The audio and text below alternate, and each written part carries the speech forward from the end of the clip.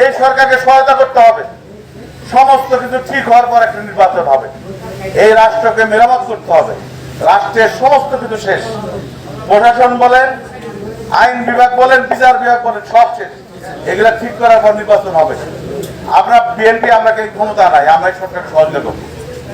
আর একটা জিনিস অনুরোধ করবো, মাদকের বিরুদ্ধে আপনারা অবস্থান নেন। এইখানে অন্যায়পুর এলাকার যে মুরব্বীরা ভাইয়েরা আছেন, মাদকের বিরুদ্ধে যদি আপনার অবস্থান নেয়, কেউ আছে নাকি এটা প্রতিহত করার জন্য? হ্যাঁ, দরকার হলে আমাদের বলবেন। আমরা মাদক মুক্ত শিবালয় ইউনিয়ন চাই, মাদক মুক্ত শিবালয় চাই, আমরা মাদক মুক্ত বাংলাদেশ চাই। এই মাদক মুক্ত হলে বাংলাদেশ আগামীতে পৃথিবীর ভিতরে অন্যতম দেশ হবে। আমরা থাকবো এবং আপনাদের দেশের মতো সমস্যা আমরা ইনশাল্লাহ সমাধান করব।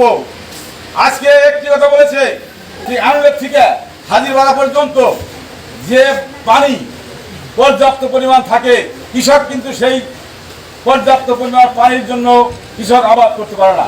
এটা কিন্তু কৃষকদের সবচেয়ে বড় সমস্যা। এটা যদি সমাধান হয়, আমাদের কৃষকের ভাগ্যে আর উন্নত হবে এবং এরা অনেক চাষাবাদ জমি করতে পারবে এবং শস্য ফলাতে পারবে এবং অন্যান্য জিনিসও তারা এখানে ফলাতে পারবে। যে জেনেটিক ভাবে এই সারগুলা বা বিষের যে জিনিসগুলো আমরা খাদ্যে দিয়ে থাকি, খাদ্যে যাতে নাকি খাদ্যটা বেশি বারে পাই, আর তো কোনো কারণ নাই, যাতে বেশি ফলন হয়।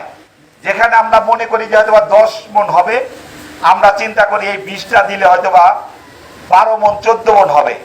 কিন্তু ওই বিষের পিছনে যে টাকা ব্যয় করা হয়, ওই টাকাও কিন্তু কম না। আর এই বিষটা এরকম হওয়ার কারণের জন্য দেখা গেছে এই খাদ্যের উপরে যে খাদ্যের যে উপকারটা, সেই উপকারটা কিন্তু আমি আপনি পাই না।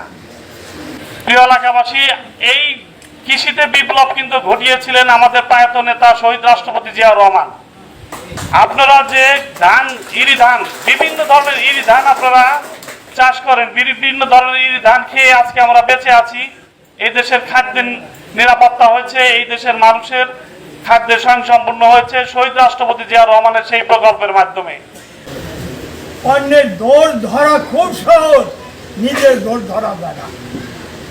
আমি পড়াইছি ছেলেদের ভাবসময়, অন্যের দোষ গুনার আগে নিজের দোষ গুণ। আমি বলতে চাই বাস্তব অভিজ্ঞতায়, তোমরা কি কেউ মাইন্ড করো না, শুনে নাও 100% সত্য কথা। বিএনপির ওই সময় কতিপয় রাজনীতিবিধি হওয়ার উচ্চাঙ্গের জায়গায় তাদের বাড়াবাড়ি হোক, মন্ত্রিত্ব বেচাকেনি হোক, এই জন্য মানুষ প্রচেষ্ট হয়ে গেছে। হয়ে গেলে আওয়ামী লীগ আবার আওয়ামী লীগ আবার তার 14 গুণ বেশি করিয়া দেশের মানুষ কত ক্ষতি করে গেল। এই ক্ষতি কিন্তু হইতো না আবার তাদের পতন। এইটা মনে রাখতে হবে। পুনরাবৃত্তি যদি এইটা হয়, তাহলে বিএনপিও থাকবো না, নাঙ্গলও থাকবো না, আওয়ামী লীগও থাকবো না, দেশও থাকবো না।